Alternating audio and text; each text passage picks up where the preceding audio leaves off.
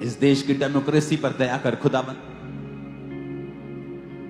हमारे प्रधानमंत्री जी पे दया कर खुदावन, तेरा पाक रूह एक एक जन को छुए। पंजाब के लिए प्रार्थना करते खुदावन, तूने हमारी प्रार्थनाओं को सुना है। हम तेरा धन्यवाद करते हैं खुदावन, तूने हमारे रोजों को कबूल किया है। हम प्रार्थना करते हैं खुदावन, जिनके नुकसान हुए उनके तू नुकसानों को पूरा करेगा खुदावन। तो डिवाइन हेल्पर्स को खड़ा करेगा। अपने हाथों को उठाकर मांगो खुदा बाप, जिनके नुकसान हुए उनके लिए हेल्पर्स को खड़ा कर, उनके लिए डिवाइन हेल्पर ईश्वरीय मददगारों को खड़ा कर।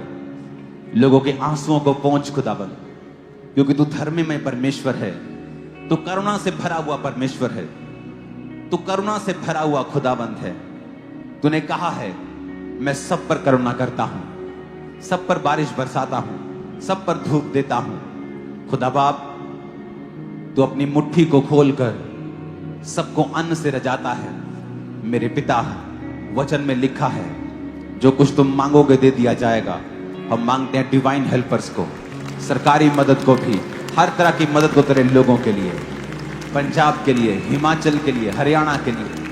हिमाचल में तेरी दया हो खुदावंद, लोगों की जानों को बचा खुदावंद। तेरे जीवित नाम में सब प्रकार के नेचुरल डिजास्टर्स को रोक दे खुदावंद। तेरे हाथ में ये सब कुछ है मेरे पिता। हरियाणा पे दया कर खुदावंद, हर तरह के लोगों को खुदावंद, जिन्होंने बाढ़ में मुश्किलों का सामना किया है, नुकसान का सामना किया है, तेरी दया उन पे हो। यीशु मसीह के पवित्र नाम में हम मांगते हैं, प्रार्थना करते हैं खुदा बाप। छत्तीसगढ़ के लिए प्रार्थना करते, राजस्थान के लिए प्रार्थना करते खुदावंद, मध्य प्रदेश के लिए प्रार्थना करते, उत्तर प्रदेश के लिए प्रार्थना करते खुदावंद, सब स्टेट्स के लिए, साउथ से लेके खुदावंद कश्मीर से लेके कन्याकुमारी तक मेरे पिता परमेश्वर, नॉर्थ ईस्ट के लिए प्रार्थना करते, गुजरात के लिए प्रार्थना करते मेरे पिता। प्रार्थना करते तेलंगाना, आंध्र प्रदेश के लिए खुदावंद, तेरा वचन जाए खुदावंद। जो सताब तेरे लोग से रहे, तू डिवाइन हेल्पर्स को खड़ा कर तेरी दया को मांगते हैं खुदावंद। तेरा सुसमाचार, तेरा प्रचार जो धर्म नहीं बदलता खुदावंद, ये लोगों में एक गलत मैसेज चेंज हो खुदावंद। तू धर्म नहीं, तू जीवन को बदलता है खुदावंद। तेरे जीवित नाम में हम मांगते हैं, आमीन। ऊंचा ये आशीष हमारी, आमीन। ऊंचा ये आशीष हमारी। तू अपने लोगों के संग होगा, मेरा विश्वास है खुदावंद। तू उस कलीसिया के संग होगा जो छत्तीसगढ़ में है, राजस्थान में है, उत्तर प्रदेश में है खुदावंद, मध्य प्रदेश में है, महाराष्ट्र में जहां सताब है खुदावंद, तू उन लोगों के संग है खुदावंद। मेरा विश्वास है खुदावंद, तू उन लोगों के लिए बड़ी बड़ी हुकूमतों को खड़ा कर देगा आने वाले समय में। प्रभु यीशु मसीह के पवित्र नाम में हम मांगते हैं, आमीन। ऊंचा ये आशीष हमारी है, आमीन। ऊंचा ये आशीष हमारी है चर्च। हालेलुया। हमें प्रार्थना करनी है पहले से कहीं अधिक ज्यादा। जब भी आप प्रार्थना करने के लिए बैठें, इंडिया की सारी स्टेट्स के लिए प्रार्थना करें, राजस्थान के लिए, छत्तीसगढ़ के लिए, क्योंकि लोगों में एक गलत मैसेज है कि ईसाई लोग धर्म को बदलते हैं।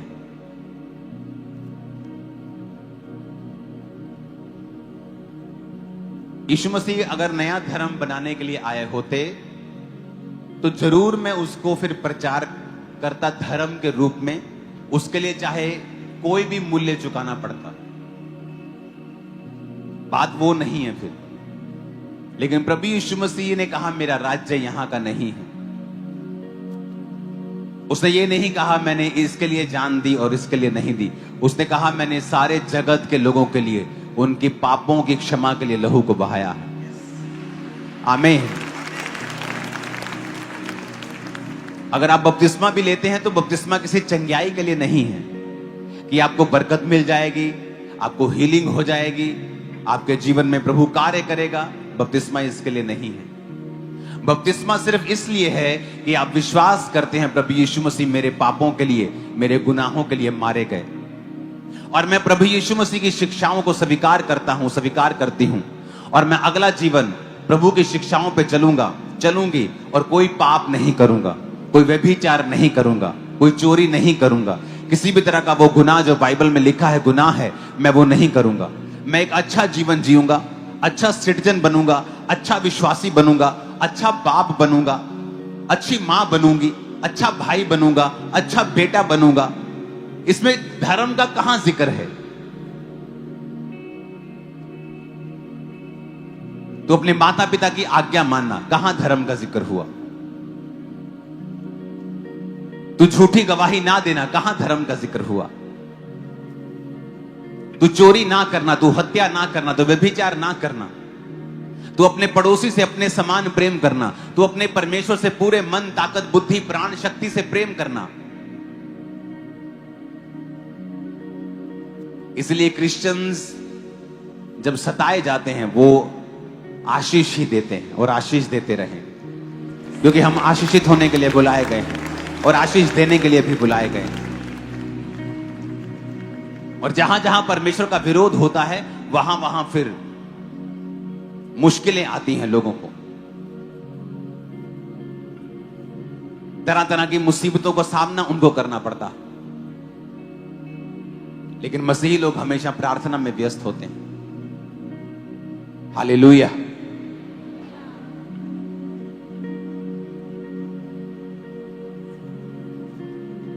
जब मैं मसीह में आया तब का सुन रहा हूं, ये क्रिश्चियन लोग पैसे देके धर्म बदलते। मुझे तो आज तक नहीं मिला। अभी मिला दो, मैं अभी पैसे ले लेता हूं, भाई मेरे को चर्च में लगाने की जरूरत है, दे दो। कोई नहीं। एलियन एलियन एलियन, कभी देखा एलियन? 1000 पिक्चरें बन चुकी एलियंस पे, लेकिन दिखा कभी नहीं। हर जगह आपको धर्म परिवर्तन, धर्म परिवर्तन, धर्म परिवर्तन। लेकिन ऐसे लोगों पे इल्जाम लग रहा है जिनके खुद के घर किराए पे हैं, जो खुद साइकिल पे हैं, जो खुद की चर्च नहीं ले पा रहे, वो उन पे इल्जाम लग रहा है कि ये लालच देके। अरे अगर उनके पैसा होता तो पहले खुद का पेट ना भरे, वो पहले खुद का घर ना बना ले, वो पहले खुद की चर्च बनाए, खुद बाइक ले, गाड़ी ले, तो फिर लोगों को भरें। 90% पास्टर्स के पास अपनी चर्च नहीं, लेकिन हमें यीशु मसीह के सुसमाचार को देते रहना है हमेशा। पता है क्यों? मेरे परिवार ने मेरी खिलाफत की और मुझे यीशु मसीह के नाम में बुरा भला कहा, बहुत साल लड़ाई चली, बहुत साल एक दूसरे से बात नहीं होती थी। आज वही परिवार मसीह में है, सेवा में है।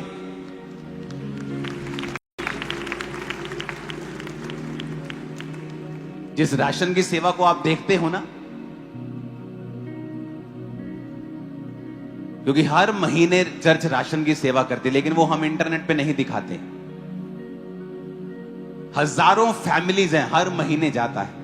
इसलिए आप देखते हैं कि जब मैं राशन का अनाउंस करता हूं, गाड़ियों की गाड़ियां राशन खड़ी हो जाती है। क्यों?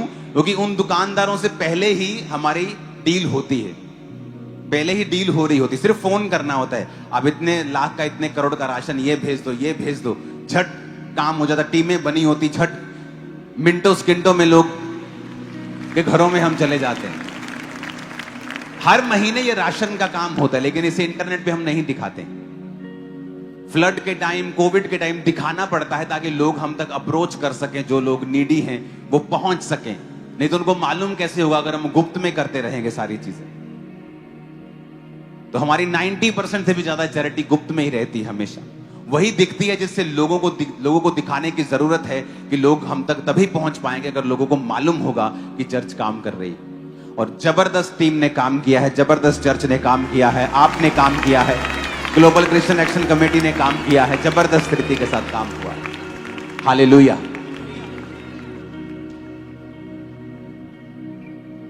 और अभी काम खत्म नहीं हुआ है। अब चैरिटी का अभी राशन खत्म कर दिया, राशन की जरूरत नहीं रहेगी अब लोगों को। अब जरूरत है लोगों को घर बना के देने की। अब चर्च वो काम करेगी। जिनके घर गिरे हुए होंगे उनको हम पहचान रहे हैं, उनकी वीडियोस आ रही हैं, किसी भी चैनल्स ने डाली हैं, बड़े चैनल्स ने डाली हैं, हम उनकी वीडियोस को सेव कर रहे हैं। अगर कोई व्यक्ति उन तक अब तक नहीं पहुंचा होगा, उन तक कांटेक्ट किया जा रहा है। चर्च उनको घर बना के देगी, पक्का लेंटर वाला घर बना के देगी। गिरा उनका बाले वाला है, पर बनेगा अब लेंटर वाला। हालेलुया। तो सब बातें मिलकर भलाई को पैदा करती। आमीन। तो मेरा विश्वास है आप लोग भी जो ऑनलाइन हैं, जो यहां मौजूद हैं, आप प्रार्थना करेंगे कि हम ये काम कर सकें। आप ये प्रेयर करेंगे कि परमेश्वर रास्तों को खोले, इंतजामों को करे। आमीन। लेकिन एक सबसे इंपॉर्टेंट काम है जो आपने करना है। चर्च उनके लिए खड़ी है जो लेस प्रिविलेज्ड हैं, जिनको दुख मिला, जिनको मुसीबत आई, वो हमेशा चर्च उनके साथ खड़ी होगी। मैं तो ये प्लान कर चुका हूं, हम बोट्स भी अपनी ले लेंगे, सामान भी अपना ले लेंगे, बड़ी बड़ी मशीनरी भी अपनी लेंगे। ये कभी नेचुरल डिजास्टर किसी भी जगह होता है तो ये चर्च हमेशा, क्योंकि चर्च की टीम्स हर जगह हैं, हर जगह ब्रांच है, हर जगह लोग हैं, हर जगह अंकुर मिनिस्ट्री की सारी ब्रांचेस की वजह से वो लोग, वो लीगल कमेटीज, वो सब एक्शन कमेटी, वो सब जगह बनी हुई है, वो सिस्टम सारा बना हुआ है। मणिपुर में हम काम क्यों नहीं कर सके इतना? क्योंकि मणिपुर में चर्चिस नहीं थी हमारी, और मणिपुर में जाने नहीं दिया जा रहा था।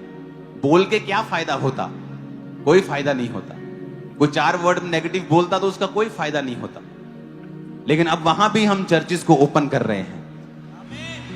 तो चर्च से क्या होता है कि आपकी टीम होती है जिससे आप कांटेक्ट कर सकते हैं। कई जगह पे आप कांटेक्ट करते हैं, आपके पास कुछ विश्वासियों के नंबर होते हैं, जब आप कांटेक्ट करते हैं वो कहीं और मिल रहा है, किसी का फोन नहीं लग रहा, कोई और बात कर रहा है, कोई समझ नहीं आ रहा।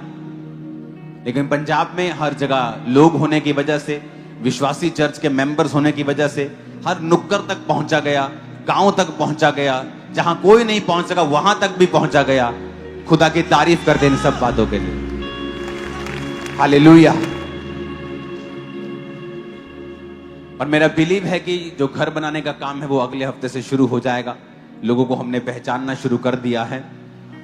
तो एक और इंपॉर्टेंट काम जो मैं जिसकी मैं बात कर रहा था, आप प्रार्थना में लगे रहिए, चर्च के लिए प्रार्थना कीजिए, मेरे लिए प्रार्थना कीजिए, दूसरी स्टेट्स के लिए प्रार्थना कीजिए। यीशु मसीह का काम अगर ये लालच देकर धर्म परिवर्तन होता, फिर तो मैं लालच दे रहा हूं, फिर उस मेंबर का क्या भरोसा जो लालच देके चर्च में आया? कोई और उसको लालच देगा, वो वहां चले जाएगा। और कोई उसको धमकी देगा मरने मारने की, तो वो 1,00,000 2 लाख को फिर क्या समझता है इंसान? जब मरने मराने की धमकी आती फिर वो वापिस चला जाता है। आप मेरी बात समझ रहे कि नहीं? क्योंकि जान से ऊपर तो कुछ नहीं है। पर मैं आपको बता सकता हूं, यहां ऐसे लाखों लोग हैं इस चर्च में जिनको धमकियां आती, वो फिर भी परमेश्वर में खड़े रहते। क्यों? क्योंकि वो पैसों से नहीं, लहू से खरीदे गए। आमीन। वो लहू से खरीदे हुए, पैसों से खरीदे तो भाग जाते। फिर वो जैसे उनके गांव में विरोध हो भाग जाते कि भाई मैंने लाख रुपए क्या करना है, मेरे तो गांव में विरोध हो रहा है, मेरी तो बच्चे की शादी नहीं होगी। लेकिन आप देखते हो लोग मरने तक वफादार हैं। वो 1-2 लाख में ताकत नहीं है ऐसा कि आपको मरने तक वफादार कर दे। वो यीशु के लहू में ताकत है जो आपको मरने तक वफादार कर रहा है। हालेलुया। आप जब चैरिटी करने के लिए जाते हो, जब टीम्स जाती है, जब आपका जब पर्सनल इतना पैसा चर्च का लगता है, लाखों करोड़ों रुपए का खर्चा होता है, वो खर्चा आप एक काम को छोड़ के एक अलग की काम जो निकल आया बीच में, आप उस पे लगा रहे हो। अपना काम छोड़ के आप उस पे लगा रहे हो। टीम जा रही हैं, कितने करोड़ रुपए के उनको मिलता है महीने का? कुछ भी नहीं। फ्री सेवा कर रहे हैं बहुत से लोग। वो अपनी जान को जोखिम में क्यों डालेंगे? पानी में जा रहे हैं, कोई कभी ट्रक किसी का उलट रहा है, कभी कोई पानी के अंदर डूब रहा है, कोई गटर खुला है, वो क्यों इतना रिस्क लेंगे? अगर वो पैसे से खरीदे गए हैं तो जान की जब बात आती कोई रिस्क नहीं लेता। लेकिन जब यीशु मसीह आपको लहू से खरीदता है और आपको पता है कि वो मेरा जीवित परमेश्वर है, आप उसके लिए कुछ भी करने को तैयार हो जाते हैं। आप क्यों नहीं अपने दुश्मनों को जवाब देते? आप क्यों सब धर्मों की हेल्प करते हो जबकि कुछ लोग आपकी खिलाफत करते हैं? क्योंकि हम उनको देखकर हेल्प नहीं कर रहे हैं, हम लहू से खरीदे हैं।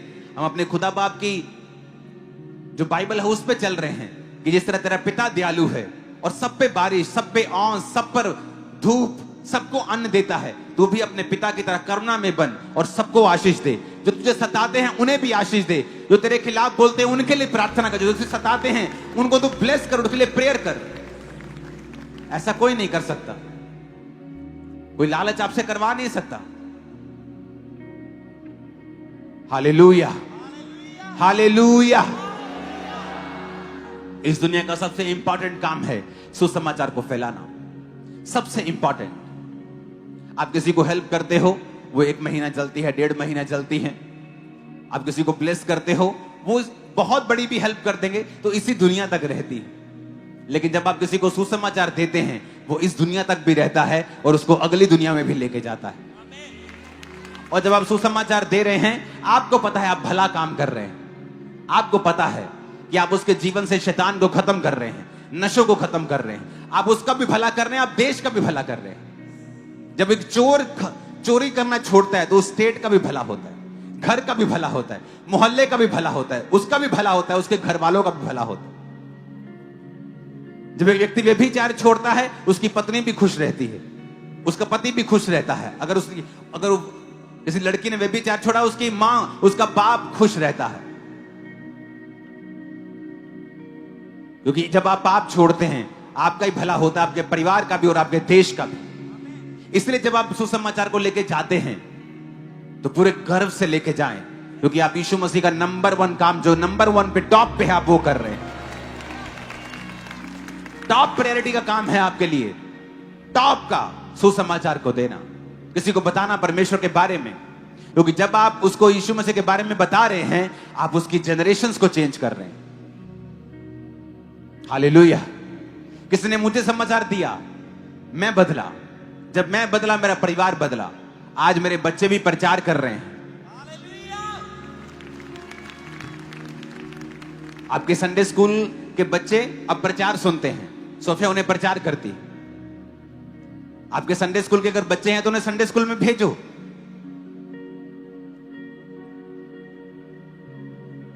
ये वीडियो है कि फोटो है?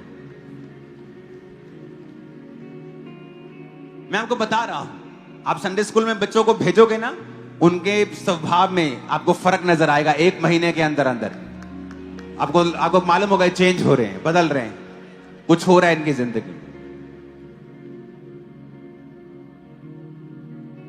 हम भी अपनी लाइफ सेम डैनियल की तरह ही रखेंगे तो परमेश्वर हमें ब्लेस करेगा, ऊंचा करेगा और हमें अपनी सारी प्रॉब्लम से बाहर निकालेगा। तो डैनियल के ऊंचा होने का दूसरा रीज़न ये है, वो परमेश्वर का भय मानता था। तो अगर हम प्रार्थना करेंगे, परमेश्वर का भय मानेंगे, तो हमारे अंदर विजडम आएगी और हम परमेश्वर के हर एक काम को पूरा कर सकेंगे, जैसे डैनियल ने किया। जैसे कि परमेश्वर के वचन में लिखा है, भजन संहिता 9:10 में, यहोवा का भय बुद्धि की शुरुआत है। तो डैनियल यहोवा का भय मानता था, इसलिए परमेश्वर ने उसे बुद्धि के साथ भी ब्लेस किया। जब वो जोर से ये चढ़ जाएगा इंटरनेट पे। अब आपके बच्चे सुनेंगे, ब्रांचेस के बच्चे सुनेंगे, इवनिंग ब्रांचेस के बच्चे सुनेंगे। जब बच्चे सुनेंगे प्रीच को, उनके जीवन में काम होगा। क्योंकि जो इनको प्रीच तैयार करवाया जाएगा, वो बच्चों के हिसाब से करवाया जाएगा कि बच्चे जो आपके घरों में करते हैं, कहाँ वो प्रॉब्लम में हैं, कहाँ वो शरारतें करते हैं, कहाँ वो गलत संगति में चले जाते हैं, उनके दोस्त कैसे हैं, उनको अपने माता पिता के साथ कैसा बिहेव करना है, अपने स्कूल में कैसा बिहेव करना है, कैसा जीवन में चलना है, क्यों टीवी ज्यादा नहीं देखना, क्यों फोन पे नहीं रहना, उनको सब बातें सिखाई जाएंगी। तो जब आप सुसमाचार देंगे, जब वो बच्चे बड़े होंगे, इमेजिन करो वो किस तरह के विश्वासी होंगे। तो कौन बदला? पूरी जनरेशन। उसका मोहल्ला भी ब्लेस हुआ, उसका देश भी ब्लेस हुआ। हालेलुया। ये बात हमेशा आपने याद रखनी है कि अगर आप सुसमाचार के काम में नहीं हैं, आप एक बड़ा हिस्सा खो रहे हैं। शादी में चले जाओ ना, जो बुफे लगा होता है, तो एक जगह सब टेस्टी टेस्टी चीजें लगी हैं, एक जगह ठीक ठीक लगी हैं और साथ में मिठाई लगी है। अगर आप सुसमाचार नहीं देते ना, समझो कि आपने बड़ा टेस्टी टेस्टी वाला हिस्सा छोड़ ही दिया है। आप भूल ही गए हो उधर जाना। आप छोटा मोटा कुछ खा पी के आ गए हो शादी से, पर आप जो बोलेगे मैं तो वो खाया, कहां था, और उधर लगा था यार, मैं गया ही नहीं उधर। ऊपर जाके स्वर्ग में मुझे कितनी रूहें बचाई, अरे मेरे को तो पता है, मेरे पास्टर ने बताया ही नहीं। कितने लोगों को बचाया, कब सुसमाचार देने के लिए जाए, मेरे को तो पता ही नहीं। बड़ा हिस्सा खो गया, बड़ा हिस्सा आप गवा दिया आपने। बड़ी मीटिंग्स क्यों आती हैं? अगले हफ्ते बड़ी मीटिंग है पोस्टर आपके पास? उठाओ हाथों में। क्यों आती बड़ी बड़ी मीटिंग क्यों रखी जाती? बड़ी मीटिंग आप लोगों के लिए एक मौका होता है। अपने पड़ोसी को बोलो, मेरे लिए एक मौका है। किस चीज का मौका? प्रचार करने का। आमीन। इमेजिन करो, आप किसी को बोलते हो कि अच्छा चर्च में जाना, वो बोलता है हाँ हाँ मैं आऊंगा। लेकिन जब आप एक पंफलेट लेके जाते हो उसके पास, बोलते हो कि यार स्पेशल मीटिंग है अगले हफ्ते, वो बोलता है अच्छा। वो उस चीज को अलग तरह से लेता है। और जब आप रूहों को बचाते हैं, परमेश्वर आपको बचाता है। वो रूहें अपने आप को बचा नहीं सकती। और ऐसे कई काम हैं जो आप अपने लिए नहीं कर सकते हो। जब आप रूहें बचाते हो जो वो खुद अपने आप नहीं कर सकती, प्रभु आपका वो काम करता है जो आप भी अपने आप या आपका फैमिली नहीं कर सकते। यीशु ने खुद कहा है, जो तुम बोओगे वो तुम काटोगे। परमेश्वर ने मुझसे कहा था जब मैं बीमार था और लोगों के लिए प्रार्थना कर रहा था, और प्रभु से मैं पूछता कि प्रभु मैं खुद बीमार हूं और लोगों के लिए प्रार्थना कर रहा हूं, क्या ये सही है? मेरे को खुद हीलिंग नहीं है और मैं लोगों के लिए प्रेयर कर रहा हूं। मैं इस बात पर बड़ा इमोशनल प्रभु से लड़ता था मैं। और पवित्र आत्मा मुझे चंगा करने की बजाय मुझे समझाता था कि जिस नल में से पानी निकलेगा, क्या वो नल सूखा रहेगा? नहीं रहेगा। तो अगर तुझ में से चंगाई निकलती रहेगी, एक दिन तेरे लाइफ में भी आ जाए। मेरे को अंदर से समझ आती थी कि हाँ मुझे लोगों को हील करना है। और एक दिन लोगों को हील करता करता कब मैं हील हो गया मालूम ही नहीं पड़ा। Hallelujah, hallelujah. जब आपको ये पंफलेट दिया जाता है, इसको नॉर्मल मत समझो। इसको ऐसे ही मत लो कि हाँ बड़ी मीटिंग है, पंफलेट ले लिया रख लिया। नो, ये परमेश्वर का आत्मा की प्रेजेंस में हो आप। ये परमेश्वर का आपके एक मौका होता है कि जाओ। आपको 2-2 4-4 मिले हैं, पीछे लाखों पड़े हैं, हजारों पड़े हैं, ब्रांचेस में पड़े हैं, सब लोगों के पास आज मिल गए हैं। जाओ और अपने रिश्तेदारों को बताओ, दोस्तों को बताओ, राह चलते हुए लोगों को बताओ। कितने लोग हैं जो राह चलते हुए सुसाइड करने जा रहे थे, शराबी थे, पोस्टर देखे चर्च में आए और जीवन बदल गया।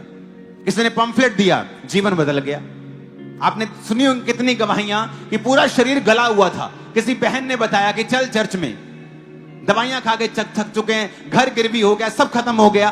किसी ने बताया, चर्च में आए और परमेश्वर ने हील कर दिया। कोई तो बताएगा। वचन कहता है अगर किसी कोई सुनेगा नहीं, विश्वास कैसे करेगा? कहता कोई सुनेगा क्यों अगर कोई सुनाएगा नहीं? कहता कोई सुनाएगा कैसे अगर वो भेजा नहीं जाएगा? आपको भेजा जा रहा है, जाओ और सुसमाचार सुनाओ, लोगों को बताओ कि प्रभु यीशु मसीह जी उठे हैं। आमीन। आपकी लाइफ में आपके पास एक अच्छा रिकॉर्ड होना चाहिए।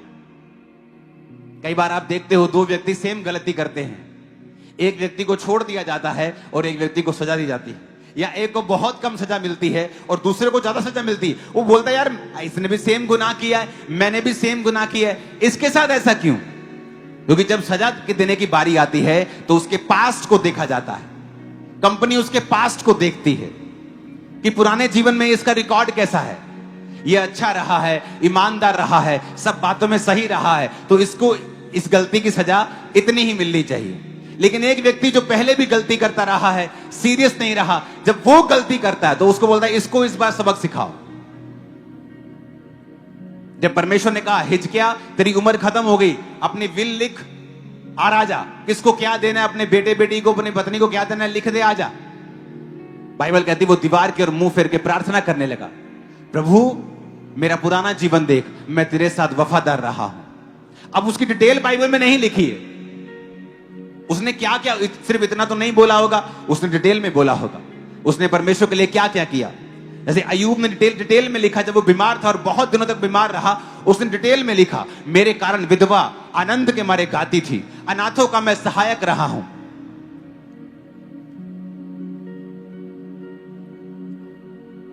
जो परदेसी थे मैंने जानबूझकर उनका हाल पूछ लिया। आप जानते हैं परदेसी, पंजाब से बाहर आया कोई, बाहर से, वो यहां परदेसी है। आप जाते हैं कनाडा, आप वहां परदेसी हैं। हालेलुया। अगर आप परदेशियों के साथ बुरा सलूक करेंगे, आप पर श्राप आते हैं। अगर आप परदेशियों के साथ बुरा सलूक करेंगे, आप पर श्राप आते हैं। वचन में लिखा है परदेशियों के साथ अच्छा सलूक कर। कितने मेरी बातों को समझ रहे हैं? कितने मेरी बातों को समझ रहे हैं? अपने हाथों को उठाओ, थैंक यू जीसस बोलो। आप समझ रहे हैं इन चीजों को कि नहीं समझ रहे? उसने डिटेल में लिखा है, तो हिजकिय्याह ने डिटेल में बोला होगा, प्रभु मैंने तेरे लिए ये किया, तो याद है मेरे कारण इतनी रूहें बचाई गई हैं, मैंने इतने लोगों के लिए ये किया है, परमेश्वर मुझ पे दया कर। और वचन कहता है अभी वो प्रार्थना कर रहा था, परमेश्वर ने अपने नबी को फिर बोला, जा और हिजकिय्याह को वापस बता मैं उसकी उम्र को 15 साल और बढ़ाता। लोगों को पता क्या लगता है? परमेश्वर ने उसके आंसू देखे। अगर सिर्फ आंसुओं से बात बने, सारी चर्च रोने लग जाएगी हर संडे। आंसू नहीं, आंसू और प्रार्थना, विश्वास की प्रार्थना जिसमें तथ्य हैं, जिसमें आपने अपना मुकदमा रखा है कि प्रभु देख मैंने रूहों को बचाया है। आप जब प्रेयर करते हैं कई बार अपने लिए, जब आपकी लाइफ में कोई मुसीबत, कोई इमरजेंसी आती है, आप प्रभु को बताते हैं, प्रभु मैं तेरे लिए काम कर, मैंने तो किया है, मैंने तेरे लिए रूहें बचाई। आप क्या कहोगे? कितनी रूहें आपने परमेश्वर के लिए बचाई? क्या बोलोगे परमेश्वर को कि जब तुझे सुसमाचार के पर्चे मिलते थे, कितनों ने बांटे, कितनों को बांटे, कितने लोग तेरे कारण आज चर्च में है या प्रभु में है? इसलिए हमेशा अवसर को बहुमूल्य समझो। सब जगह आप सुसमाचार प्रचार नहीं कर सकते। ऐसे देश हैं जहां आप नहीं कर सकते। तरसते हैं लोग, गुफाओं में इकट्ठा होते हैं प्रचार सुनने के लिए और करने के लिए। आपके पास मौका है, जब तक है इसे करते रहो। अपना रिकॉर्ड परमेश्वर के सामने ऐसा बनाओ कि जब आप प्रार्थना करें तो आपका रिकॉर्ड देखा जाए। अपने हाथों को उठाओ इस पॉम्फलेट के साथ। मैं खून खरीदा हूं, मैं रूह से जन्मा हूं, जगत की ज्योति हूं, नमक में पृथ्वी का। मैं खून खरीदा हूं, मैं रूह से जन्मा हूं, जगत की ज्योति हूं, नमक में पृथ्वी का।